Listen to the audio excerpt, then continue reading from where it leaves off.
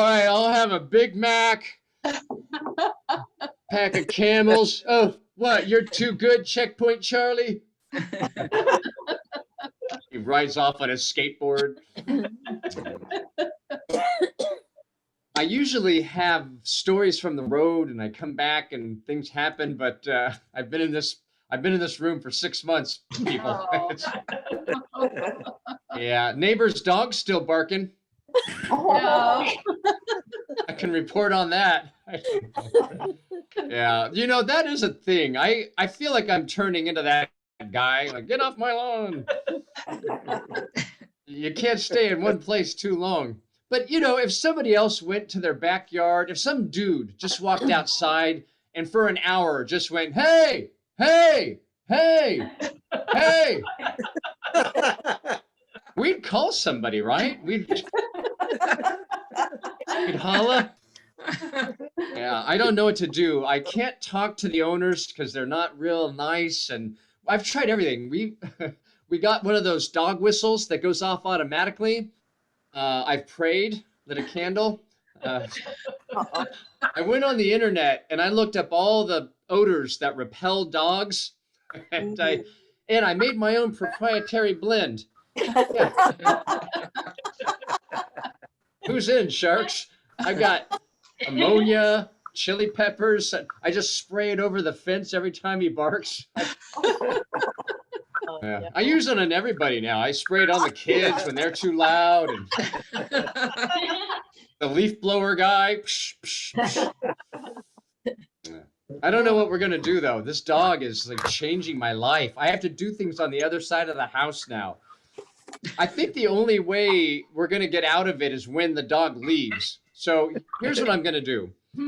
I'm gonna leave a pair of panties on their doorstep, and then there's a 50-50 chance that whichever one of them leaves is going to take that dog with them.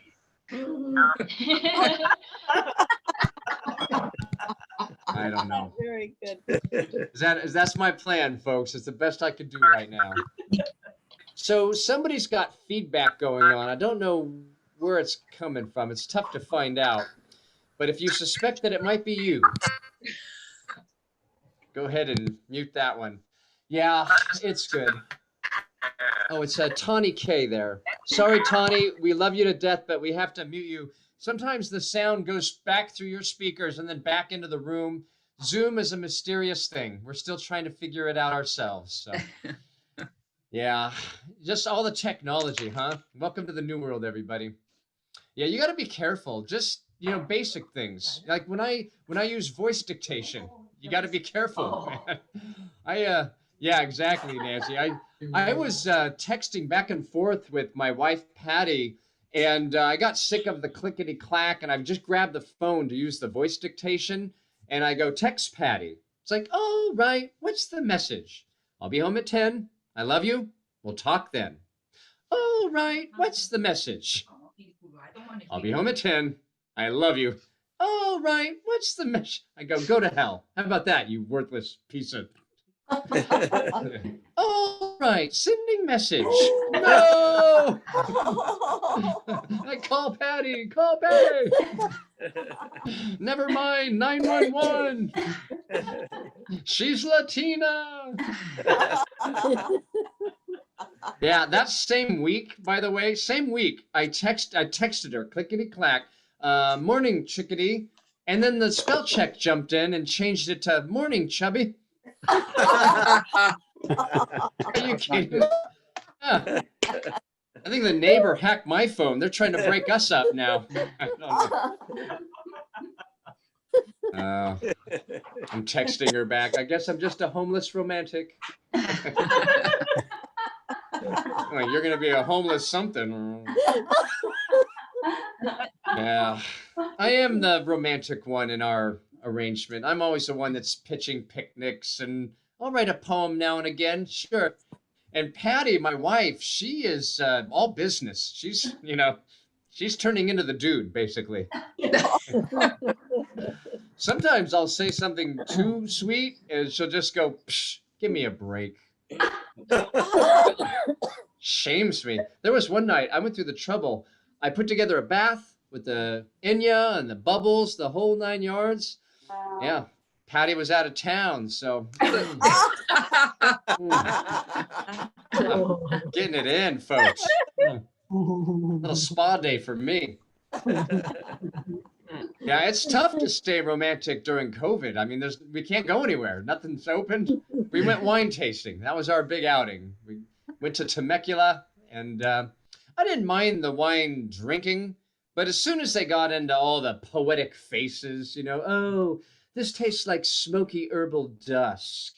Oh, really? Tastes like a time of day. I'm on my 4th glass. Mine tastes like purple. Or purple. When you do wine tasting in Temecula, they want you to package it with hot air ballooning. Wait, talk about ambitious. Well, now that you got a buzz, why don't you go risk your life with us? Hot air ballooning. I've seen hot air ballooning from the ground, and it doesn't look good when they're doing it right. It's a giant balloon with an open flame and a picnic basket full of people. What could go wrong? I don't know, honey, a breeze? A 12-year-old with a drone? Do the math. Come on. Yeah, I woke up this morning, by the way, with bird crap on my windshield again. And I know, I think the birds know what they're doing. I think that we all walk around with little target signs on everything, and they're like timing it, I don't know. What's on their minds up there. Caw, caw, caw, caw, caw. Yeah. So, did you know there's no such thing as Kokomo? That's right. Yeah, not in the Caribbean. There's Kokomo, Indiana. You think the Beach Boys were talking about that? No mountains and no beach. A Kmart with your lucky. It's so cold you almost don't wanna make your parole.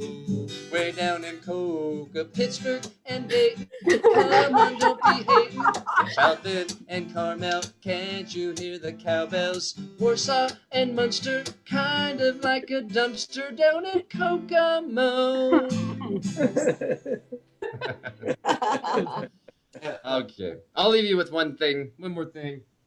In the 50s, we got rock and roll, this new vibe, this new language, but it took the words a little while to catch up, Shimmy, shimmy, cocoa pop, shimmy, shimmy, pop, goo goo goo goo ga ga ga, goo goo goo goo ga.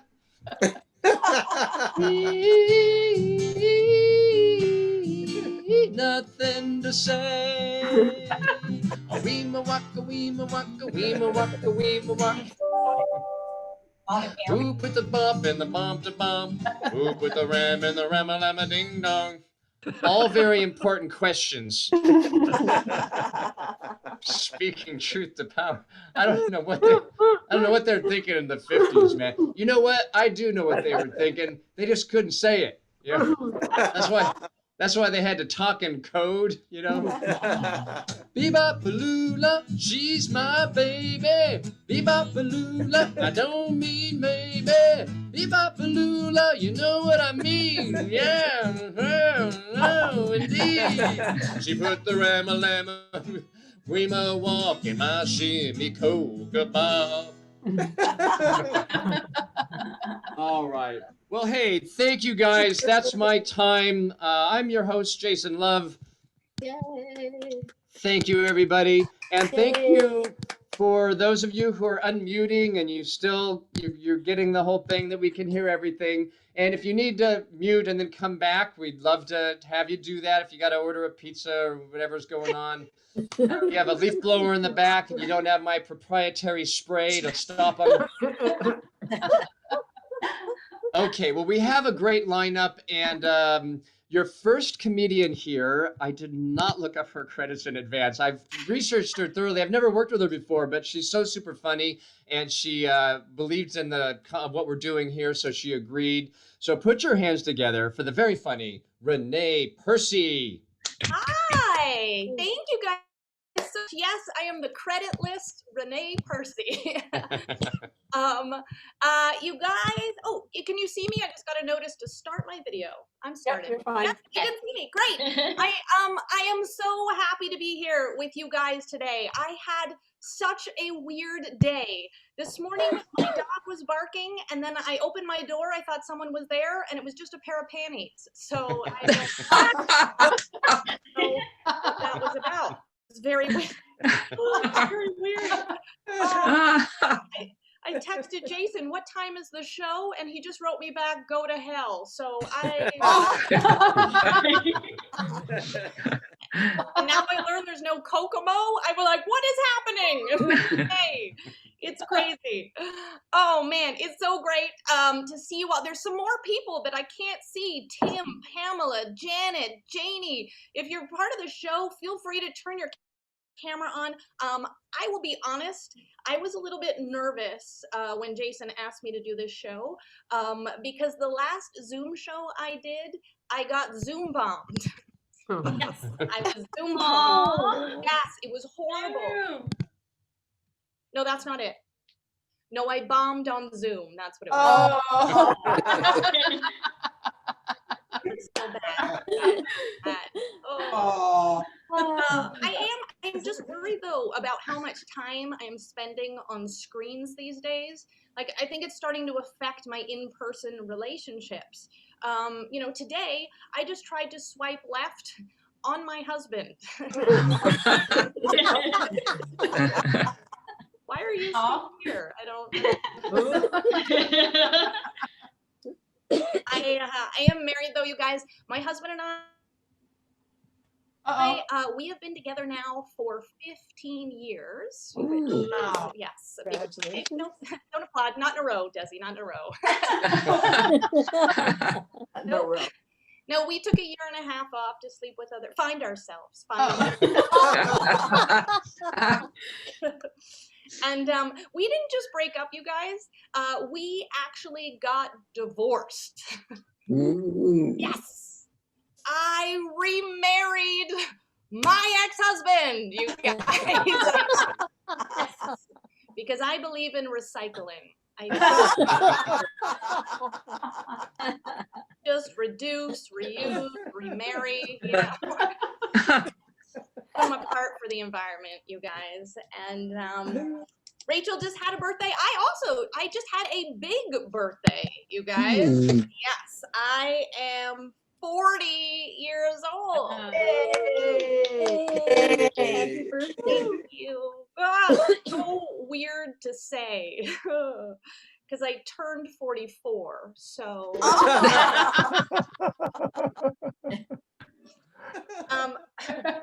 I am also a stay-at-home mom. I just don't have any kids yet. But my doctor did ask if I was very sexually active, and I said, honestly, no. No, my husband does most of the work, which is... We did try to have a baby. We tried for over 2 years, and yes, I couldn't do in 2 years what a teenage girl can do in the back of a Ford Fiesta. But the fun part was you get a lot of unsolicited advice when people find out you're trying. And the one I got the most was, oh, as soon as you stop trying, it'll happen. As soon as you stop trying. Fine. My husband and I decided to stop trying and take a vacation instead. I went to Mexico. He went to Hawaii. Still not. And this is going to sound super petty, but one of the really annoying things about it was that apparently when you're trying to have a baby, apparently you can't do Botox, okay? Because apparently it may mess up your kid. Or will it make your baby super smooth and the envy of the maternity ward, right? Shut up. You are not 3 days old. You don't look a day over a day. Like, what's the worst that could happen, you know? Oh no, my baby popped out camera ready, you know? I can tell a lot of you are not in LA. You guys are all like, I don't get it, my face moves. In LA, everyone here is like, oh, that's hilarious. I'm laughing so hard. Oh my gosh. You guys, so yes, no kids. But I did start taking drum lessons.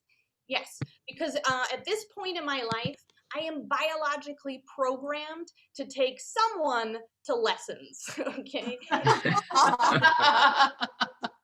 if I don't have a kid to take to practice, I'm gonna do it myself, you know? Yeah. Now, I take drums, ballet, I joined Girl Scouts, really fun. You may think I'm too old, but when I wear that outfit, I sell a lot of cookies. A lot of guys interested in my Thin Mint, so it works out. It works out. Oh. Jason was talking about dogs, and I recently adopted a dog, and let me tell you guys, it is not easy right now because everybody wants one. I had to fill out so many applications, and I was on wait lists. I had to do multiple interviews. It was so frustrating. I almost gave up and adopted a kid instead. Woo! Dodge that bullet, right? Yeah. I just realized that I want something to love me for 12 years, not hate me in 15. You know? Not anymore. It's funny how desires change, right? Like, I used to really want a baby, and now I just really want a Tesla. You know? Not having kids doesn't make you materialistic. It's just that not having kids makes having material things more realistic, right? I'm like, I already went to college, okay? I don't have to save up for somebody else to go. That's crazy. You guys know, to have a kid in the hospital without insurance costs $40,000. So does a Tesla. And after a few years, you can trade in a Tesla and get a new Tesla. Oh. You can't do that with a kid, okay? If you get a crappy kid, you are stuck with that kid. You cannot upgrade your kid. Tesla comes with an 8-year warranty. Kids, 0 warranty. You break that kid, you gotta start all over again. And I do not know the exact statistics on this, but I am pretty sure that there is almost a 0% chance that getting a new Tesla will rip your hoo-ha. I don't think that can. Oh, Jason's back. Oh, and he's back. All right. You guys, I'm so grateful to be part of this show right now. And like Rachel said at the beginning, laughter is the best medicine. And these days, more than ever, I truly believe that medicine is still the best medicine. Listen to science. Wear your mask. Thanks so much for having me. I'm Renee. All right. Renee Percy, everybody. Let her hear it. Yay. Fantastic. Funny stuff. And thanks for doing it, Renee. Appreciate you being a part of it. Okay, well, let's keep this thing rolling here. Your next comedian, we added him late, but I always take him whenever he is available because he's so good. He's had a 1-hour Netflix special. He's been on Conan 1,000 times. He is my friend, Dwayne Perkins. Hey, guys. There he is. Good to be here. I didn't know I was next, but I was ready. I was here. So good to be here. You know, I actually went to my dentist back in December, and he asked me if I was grinding my teeth at night when I sleep. And I told him, I said, no, it's 2020. I grind my teeth when I'm awake. That's a very stressful time. Yeah. Now I'm wearing my mask all day. You know, I'm doing the right thing. Only thing is, when you wear your mask, like I'm wearing my mask, I'm basically smelling my own breath all day. And yeah, to all my friends, I just want to say, I'm sorry. I didn't realize how bad it had gotten. But going forward, I will do better, I promise. It's weird. This is a crazy time. And like, I'm pretty optimistic. So I'll say I still believe in the American dream. I'll say that. I still believe no matter where you start, you can make something out of yourself, right? You know, look at me from Brooklyn, New York, and now I live in Tarzana. If you have a dream and you believe in that dream, you too live just west of Encino. You have to believe. True story. My cousin Calvin from Brooklyn spent 7 years in prison, and that's not the dream part of his story. But while in prison, he took classes. He got his college degree in jail. Graduated top of his jail class. So he made the warden's list. He was a great student. My cousin got out of jail with his degree, and in 2 weeks, he got a job at a bank. I'm teasing you. He didn't get a job at a bank. He did a bank job. Well, he wanted to go back and get his master's degree, continue his studies. It was unfortunate though, because when he went back in, they sent him to a different jail, and his credits didn't transfer. And it started off. Went to community jail. Got to go to the right jail. Now, I'll say, you know, I'm at an age where, you know, I'm good with technology, but I'm not a technophobe at all, but I don't like ordering my food online. And that's been the thing I don't like to do. And like, because something always goes wrong, right? The other day I tried to order a pizza, right? So I ordered the pizza, and I don't want to say the name of the place, but their initials are CPK.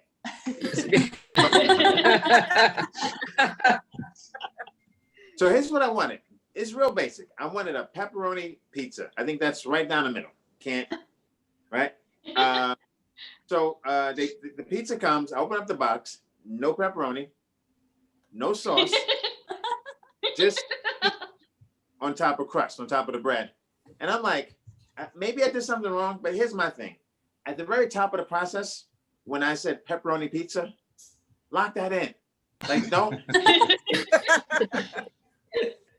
ever give me an option to not get pepperoni pizza from that point, because there were other options, right? Like I could have, and I don't want to talk down to you, but let's review pizza in case you know, I think most of you know pizza, but let's review. A pepperoni pizza with no pepperoni is a cheese pizza. I think we can all agree to that. Now, a cheese pizza with no sauce on it is an open-faced grilled cheese sandwich. That's what I got, an open-faced grilled cheese. And if you're wondering, here's what happened. Right before I checked out, because I went to thin crust, right before I checked out, there was a box that said, no gluten-free pepperoni. And my mind went spinning, because I was like, I don't want the gluten-free pepperoni. Pretty sure I want the regular pepperoni. So I clicked that box. The trick is pepperoni doesn't have gluten. So they just put that in to confuse you. So basically, right before I checked out, when I clicked pepperoni pizza, right as I checked out, they gave me an option to not get pepperoni. Is what, you know what I'm saying? There's another box that said no gluten-free sauce. Again, I said, I want regular sauce, I think. I clicked it. But at what point does it stop being a pizza? You know what I mean? Like the app, like even if you click that, the app should be smart enough to go, yo, dog, this ain't a pizza no more. Are you sure you want to do it? And here's the kicker: they charge me for a pepperoni pizza. That's my thing, and I'm like, where's the intelligence? Like, have common sense. Could I walk into a CPK? Could I walk personally in and just be like, oh man, I'm so hungry. You know, let me get a pepperoni pizza. Thank you. Actually, you know what? I'm trying to cut back on meat. Call a pepperoni. Awesome. Thank you. Oh, you know, that sauce does it upsets my stomach a bit. Hold the sauce too, please. Awesome. What am I even talking about? I'm lactose intolerant. Hold the cheese, please. Awesome.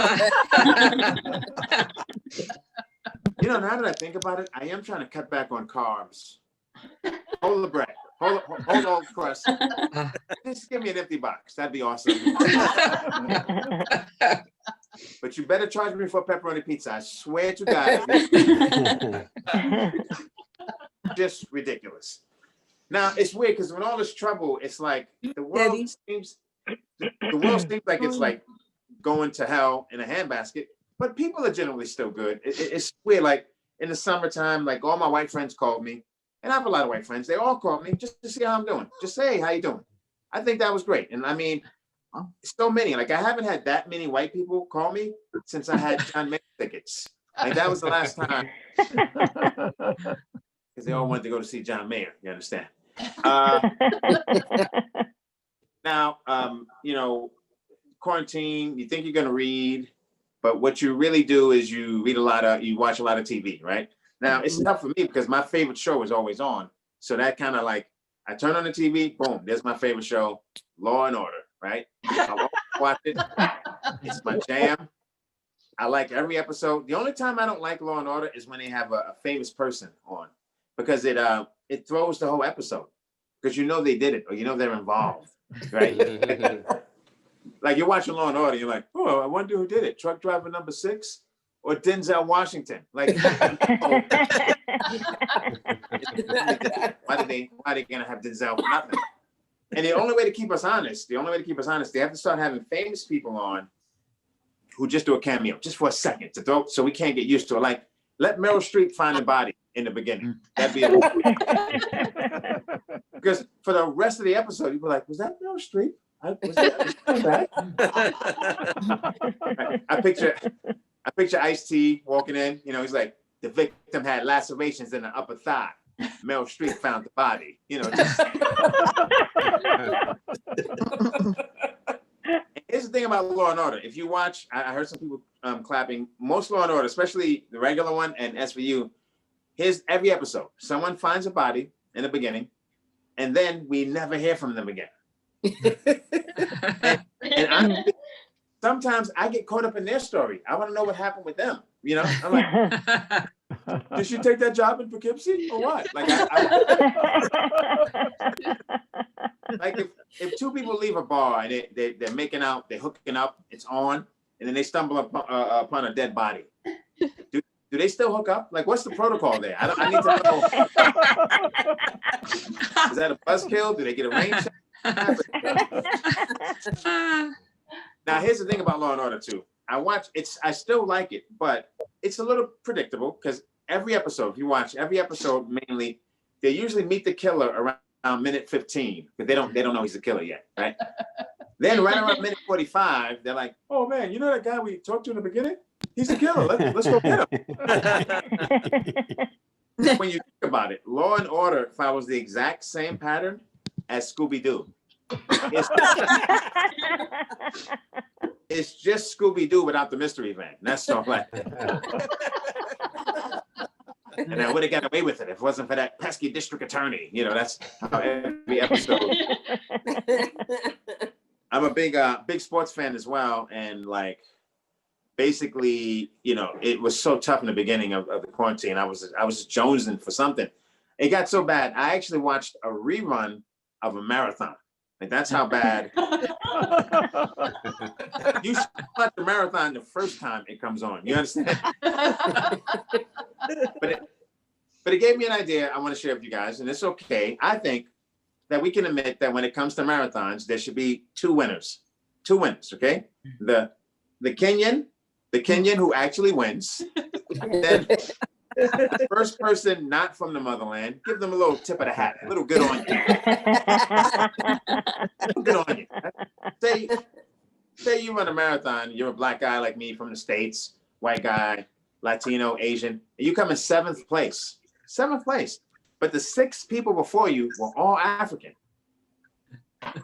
Then you won the marathon. You know what I mean? Like, you beat all the non-Africans. That's got to count for something. Like, okay, maybe you don't get a car, maybe you don't get a brand new Mercedes, but give him a little Mercury Topaz. He'll be all right. You know what I mean? The guy who won, he didn't even know he was in the race. He was just going to go visit his cousin. He's like, oh, was that? I know what all those people were. And in New York, it's great in New York because when you win the New York City Marathon, when I used to live in New York, they give the winner a Mercedes Benz, which is crazy. But it's weird because it's kind of like they're saying, hey, good job running those 26 miles, but don't do that again. Here, here's a car. You don't do that again. That was silly. God, yeah. Anyway, that's my time. I'm Dwayne Perkins. Thank you so much, guys. Yay. Dwayne Perkins, everybody. Nicely done, man. Hey. Appreciate you doing it. I didn't even know they showed reruns of marathons. They could have like a marathon. Just... Okay, well, Dwayne, we really appreciate you doing it. Funny stuff, man. He always finds like funny stuff in just everyday things. You know, it's I love hanging out with Dwayne. Okay, your next comedian, he no longer lives here in the United States, but I hope he comes back. He did live in LA forever, and very funny guy. I've worked with him 1,000 times. He's been on Letterman. He's got a dry bar comedy special. Put your hands together for Jim Short. All right. Hello, good evening, whatever it is for you guys. I am I on? Here we are. Yeah. How does this technology work? Is this the rehearsal? How about it for Jason Love right there for being a great host and for putting all this together? And Dwayne Perkins, I haven't seen you in ages. I don't know if you're even still there. He's probably gone. He's at the fridge. Good to see you. I am coming to you live from tomorrow. I am in Australia right now. I live in the US, but I traveled down here last year and then something happened and all the borders closed and I've been stuck here. I've been stuck at my parents' place in Australia for the last 11 months. I'm in their garage right now. And you can ask, like, how do you feel about the fact that you're in your parents' garage doing a Zoom show? Does that upset you? I think my parents are more upset that I'm in their garage and not a Tesla.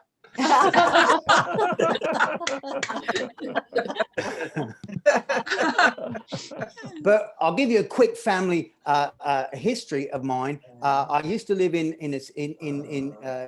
I'm born in Australia. When I was 12, my family moved to the USA. We moved to Texas, which is a fun move because people in Texas are very excited and they'll come up to you. Hey, dude, you sound really weird. You got like an accent, don't you?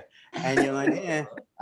You know, and that's what they'll do because people in Texas, they'll come up to you and they go, man, they'll just listen and go, you ain't from around here. Anyway, within a few seconds, they'll tell you, you ain't from around here. Yeah. It's a service that they provide for free to let you know you're not from Texas. And with me, they would guess, where are you from, man? You from England? And I'd have to actually go, no, I'm from Australia. And they go, I was close. You weren't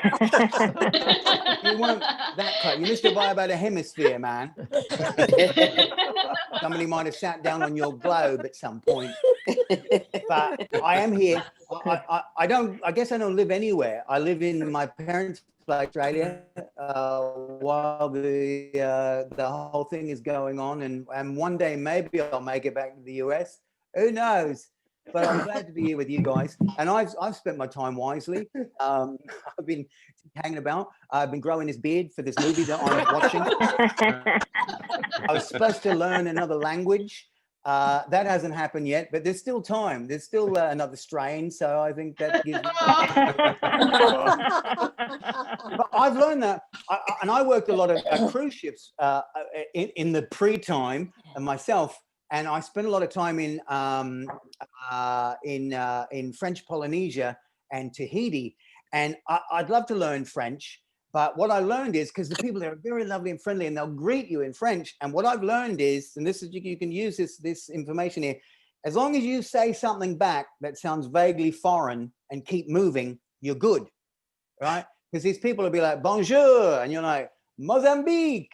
Keep talking, because if you stay there and engage, and then it's all going to fall apart. Bonvenue, Keanu Reeves. But I've traveled around the world doing stand-up comedy. I've traveled all over the US and Canada, a lot of Australia. I went to Europe a few years ago to do some shows. I was on tour with a friend of mine there. And we started in Germany, started in Berlin, Germany, you know, and that was the first gig. And I don't know if you've been to Germany. Germany was fantastic, No. it was lovely, but it's slightly German. I don't know if you've ever been there. They speak a lot of the German, right? And German, at first you got to get into it, because at first I thought everybody was angry, because it's very like Ein and Schwein and Luftballon. It's a lot louder and shoutier and intimidating. And I thought people were mad at me. I went to the shop and I walked out and they went bitter. I'm like, they're bitter, they're mad, they're angry. And it's just, but they are very lovely people. It's because French, it's the opposite. I was just talking about the French. It's lyrical. It has this quality. You could abuse me to my face in French, and I sit there and go, "Oh, I like the sound of that very much. Thank you. Yeah. Well, yes, mon ami, keep that going." But German's a lot more ein and schwein, and I don't want to get, because some people have said, "Oh, you anti-German?" Definitely not. Don't take that. I'm not anti-German at all. I know it sounds like a joke, but I do. I have friends in Germany. I do. I have fans in Germany. It's the same two people, but very lovely couple. I do. I know these German people. My friend, well, I won't tell you her name because of, you know, anonymous internet thing. And her husband's name. I can't tell you her husband's name because I don't know what it is. It's very weird. You ever meet people that you don't know that well because they're fans of yours from the Craig Ferguson show, and they come to your shows when they live in Virginia and you're playing there, and they talk to you and you get to know them over the years, but you don't know the spouse's name. Like, I know her, but I don't know him, and it's awkward. So when I was in Cologne, Germany, they'd moved back there, and they come to the show and they come backstage, and it's awkward because I know the man's name. The man, his name is either Wolf or Ulf. Exactly, right? I mean, just pick one of the, we don't need both, right? Because Wolf, I know. Wolf, I can figure out. Ulf, I wasn't aware. So I did the research and I looked it up. Ulf means wolf. Exactly. And there's no need for that at all, really. Just go with the wolf. Because wolf has the connotation. Wolf, I am wolf. Ow! Meat to it. Ulf is like, you know, I'm Ulf, you know. It's like nobody's scared of the Ulf man. If you heard that the werewolf was coming, you'd be like, yeah, okay, bring it on, mate. I'm not scared. It's like the difference between being a vampire and being an umpire. Anyway, I'm cool with Germany. And then we went everywhere. The only trouble I had, as I was in Sweden, I got violently ill in Sweden. I got food poisoning in Stockholm, Sweden. And it was very awful. And I had some spaghetti that made me violently ill. And some spaghetti. And I was talking to somebody afterwards, and they said, well, you don't eat spaghetti in Sweden. Yeah, like it's a thing, like it's in all the guidebooks. Like everyone, oh, don't touch spaghetti when you're in Sweden, mate. Everybody knows. Don't be fooled. You've had IKEA meatballs, but do not touch the rest of the dish. And I ate spaghetti because it was right there. There was across from when you're on tour, I don't know if anybody's ever been on tour. It's a very fast pace. There's not a lot of time. You travel not only to the next city, to the next country when you're in Europe, and you're hopping around. And I'm on tour with my friend who's real, pain in the neck, and she's not my friend anymore. And she's rich and famous. And she wants to eat traditional Scandinavian food. Do you know what that's where they'll take a fish and they wrap it in some paper and they put it in this ornately carved wooden box. and then they stick it under a mattress for 18 years until it becomes rancid and disgusting and nasty, and people too, they're like, cool, that is ready to be served to tourists. She wants to eat that, and I'm like, you know, no, I'm there's an Italian place across from the hotel. I'll go. I eat spaghetti, eaten it my entire life. You know, right? She eats rancid fish out of a box. Okay, I have spaghetti, and I'm throwing up for 2 days. And when you throw up in Scandinavia, it just sounds like Bjorn. I got local blokes knocking on my hotel room door. This is Bjorn. Who is calling me in there? I've got an assemblage of like tennis players and ABBA members in the corridor outside my room. But I traveled, you know, back in them days, I traveled a lot. I remember one time I was flying out of Los Angeles X airport, and I get there early. It's an early flight, 6 a.m. flight. And I have a first class seat. Now I don't have to tell anybody. You can look at me in my parents' garage. I'm never in first class on my own. Somebody else bought the first class seat for me. I sit in the back with the people, right? Unless you buy me a first class seat, then I'm right up there. So I'm up front. It's about 6 a.m. I'm doing a bit of stuff, and I notice over here across from in the aisle, there's an older chap. And he and his wife, and they brought a lot of stuff. Like, some people travel really light. They're like, let's just bring a few things.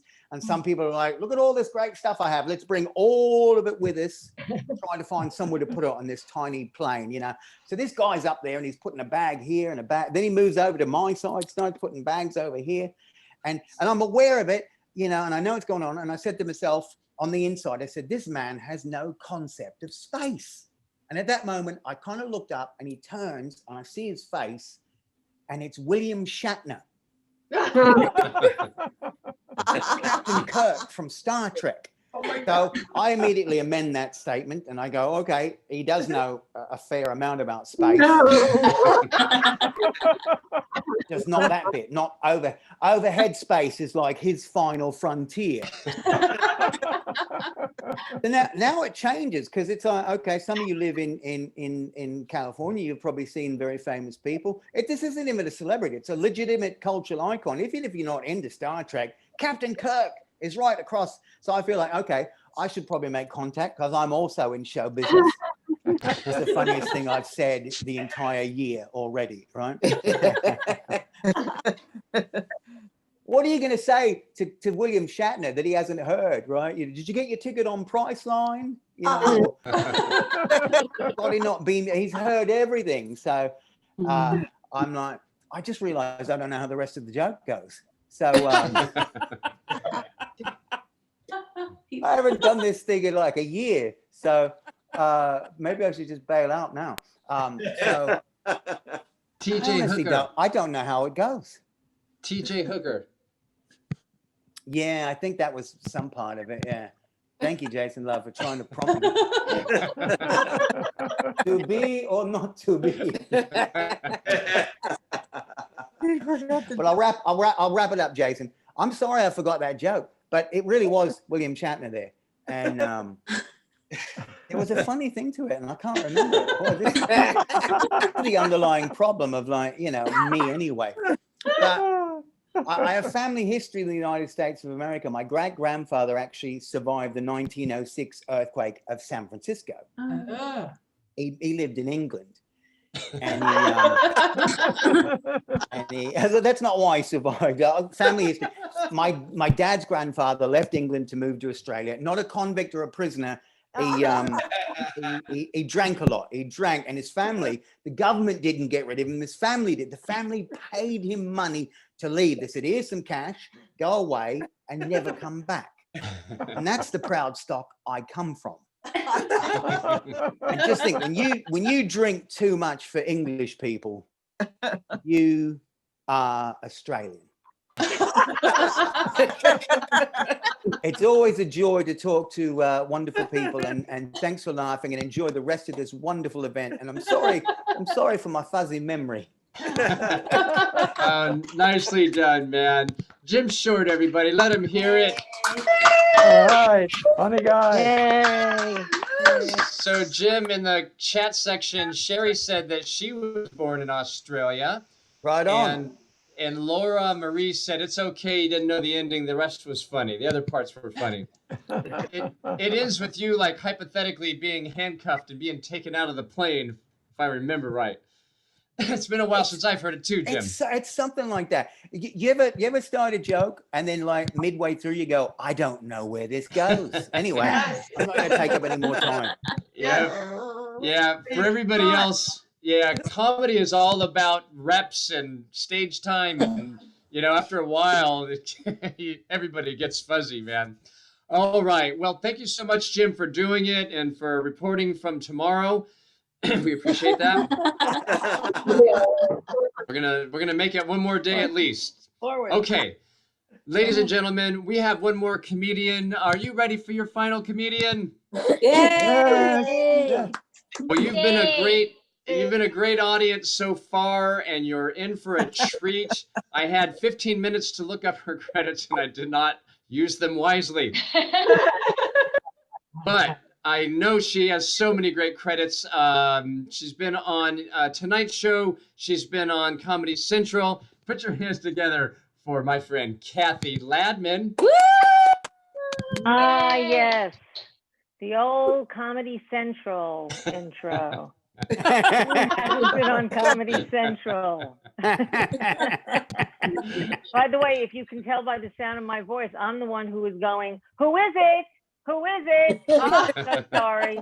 I forgot to mute myself. I panicked. Someone was banging on my door, and and then my husband came in, and we were talking. And I'm sorry, Jim. That probably is what made you forget what you were talking about. I'm so sorry. I didn't. But who was it? Who was it? Oh, it was a package. It was a package, which I'm really wanting to open right now, but I'm not Let's going do it. to. Let's do it. All right, I'm going to open it. I'm going to open it. Okay. Do it. Hold on. Oh. All right, hold on. Packages. Yeah, we love packages. All right, it's flat. Oh, I think it might be a video. I think it might be videos. as long as it's not legal documents. It's not legal documents, no. Okay. Hold on. Hold on a second.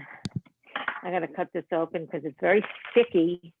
And I don't know how it got so sticky. I don't want to think about that. Let's see.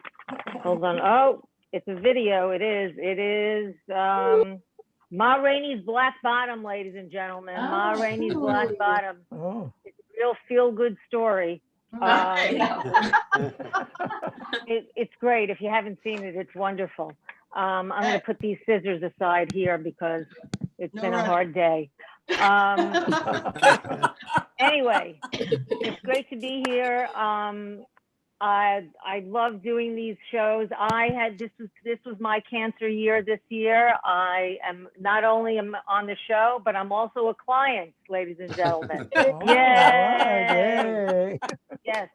So everything's good. We're all doing well, and it's great to be a member of the club with you, and that we're all healthy and doing great. And I think cancer gets a really bad rap. I think we need a new PR team for cancer. And I'm gonna send some suggestions into to the board. That was my trash can. Sorry. Anyway, my friend is watching me, and she said, "Stop moving." All right, I'll try to be perfectly still. I hope you're all having a lovely pandemic. I hope you're enjoying it. My husband and I have been doing our share. We've been distance arguing.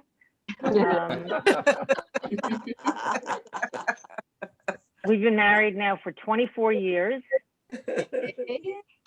No, don't applaud. Really, don't applaud. It's very, it's very hard to keep romance in a marriage after 24 years. We can't read each other's cues anymore. Like recently, we were home and my husband had to go to the bathroom. He had to go pee. So he goes into the bathroom and he comes out and he says to me, "I didn't flush." I said, are you coming on to me?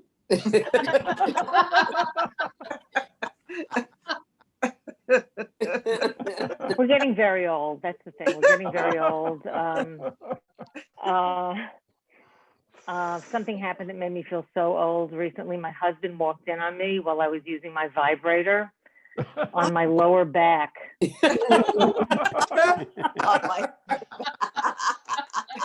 That's where mommy likes it. That's right. Yeah. Yep. So, a lot of people have not been going to the hairdresser because of the pandemic. And I've had gray hair. That's not why my hair is gray. My hair has been gray for 3 years now. And I like it. I really like having gray hair. It's so easy. There's no maintenance. And I get a lot more looks from guys now that my hair is gray. And I think I know why. I think it's because they think I can't get pregnant.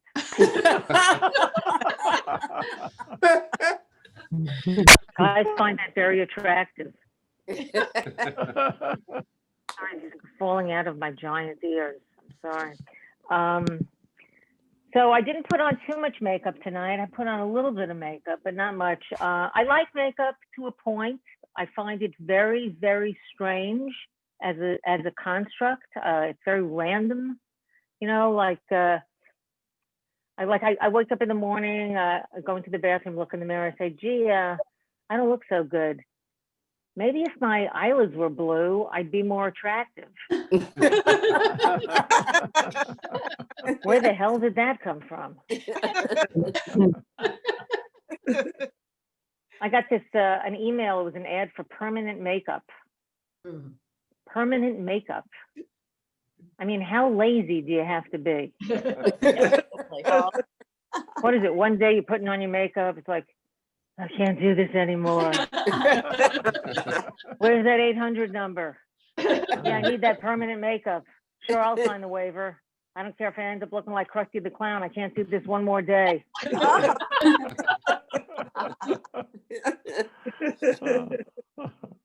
I don't think we want to look more colorful. I don't think as a society we want to look like toucans. I don't think that's what we're about. I think that men and women, we all want to look younger. I think we want to keep our youth, and I think that it gets harder and harder as gravity ravages us. Oh my God, it's horrifying. Like, that's why I keep a mirror by my front door, because I want to make sure that I look presentable when I'm leaving the house. And so I was leaving the house recently, and I looked in the mirror and I saw something on my neck. So I leaned in a little more closely to see what it was, and it was my neck. My neck was hanging from my neck. How depressing is that? But I'm not getting plastic surgery. No, I decided I'm not going down that rabbit hole. The most I'm willing to do is to hold my upper arm flaps back with chip clips. With what? Because I don't want to hurt anyone when I'm waving goodbye. Oh. I used to travel a lot, but I don't travel so much. Now I'm not going anywhere. It's just, it's crazy, and we're stuck at home together. And when we're so different. Like, I'm from New York and I'm Jewish. My husband was raised in Minnesota, and he was raised Swedish Covenant. Anyone? I know. I think he made it up. And a lot of people think it's not a good idea to marry outside your religion, but I think all religions are the same. I think religion is basically guilt with different holidays. Oh, I feel so guilty. Well, let's eat. All couples argue. Even I see couples in their little sharing squares. You're so close to one another. It's so intimate to share a Zoom square. It's a very intimate thing to do. I mean, and you probably argue to everybody. Every couple I know argues. Everybody does. We have our share of arguments too, my husband and I. And they always start the same way. And I'll say things like, "Oh, we're not communicating enough," and he'll say things like, "The Holocaust never happened." You know how couples pick. I was watching the History Channel recently, and there was a Hitler special on. Yeah, Hitler's getting his own specials. He's doing very well. And the narrator of this show said that Hitler and Eva Braun had a good relationship. Boy, I'd like to know who she was going out with before. Oh, yeah, all those other guys were jerks. And then I met Hitler. You know what's really depressing? Hitler and Eva Braun had a good relationship, and my husband and I are in couples therapy. She can get along with Hitler. I can't seem to get along with a nice guy from Minnesota. I mean, my husband's a great guy. Don't get me wrong, he's a great guy. But let me tell you something. He's no Hitler.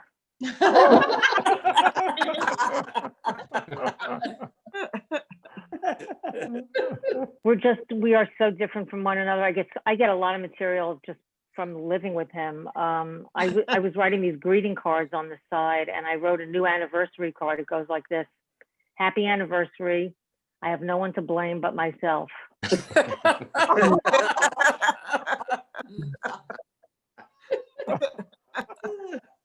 We just approach life so differently. Like, we were having a very serious conversation recently. We were discussing drafting our living wills.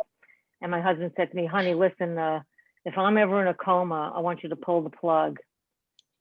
And I said, "Well, you better start talking a lot more then." Because I can't tell. Just a little conversation so I don't accidentally murder you.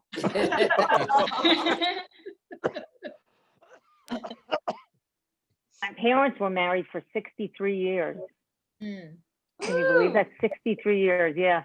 You know, I read somewhere that most of us are likely to have the same kind of marriages that our parents had. Well, why don't you just shoot me in the head right now? You know, the secret to the longevity of my parents' marriage? Outlasting your opponent. I want to see you die. No, I want to see you die. Well, we'll just see. Oops. Did you hear that? I have to decline that. I got to. There's too much going on. There's just too much going on here. Somebody's at the door.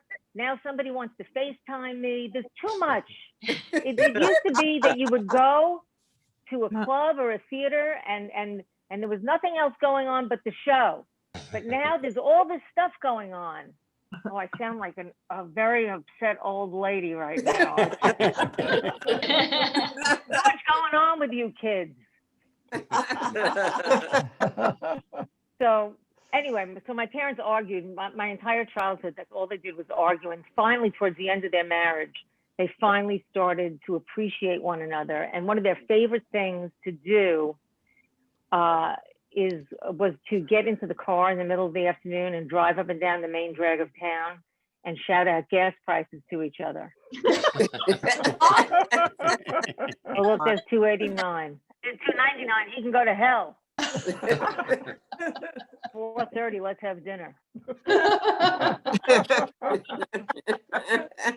Everything to my father was always in terms of food. I remember calling him up one day. I said, "Dad, how you feeling?" He said, "I had a bagel."